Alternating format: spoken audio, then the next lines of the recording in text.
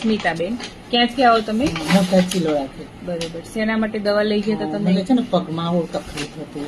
સવારમાં ઉઠું ને તો પગ ના મુકાય. દવા લીધી ત્યારથી મને એકદમ ફાયદો થઈ ગયો. ઘૂંટણના ઘસારા અને ઘૂંટણના ઘસારા, પછી નસ દબાતી, સાયટિકા પેઇન, સાયટિકા પેઇન હતું. તમને આ તકલીફ કેટલા ટાઈમ થી હતી? આ તો મને લગભગ 10 વર્ષ હતી. બીજે ક્યાંય ટ્રીટમેન્ટ કરાયેલી બાદ? એટલે આયુર્વેદિક માં નથી કરાયેલી, એલોપેથી એ દુખાવાની લેતી તો બહુ નથી લેતી, બહુ વધી જાય તો લેતી હતી, પણ રેગ્યુલર લીધી ત્યારથી મને ફાયદો થઈ ગયો. બરોબર.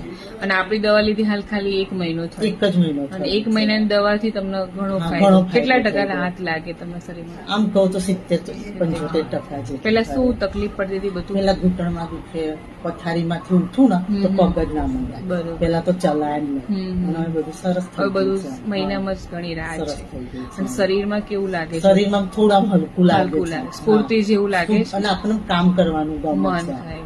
પેલું આળસ આવતી ને એ આળસ નથી આવતી, કે દુખાવો નથી. હા, સરસ. એટલે ઘણો ફાયદો થયો.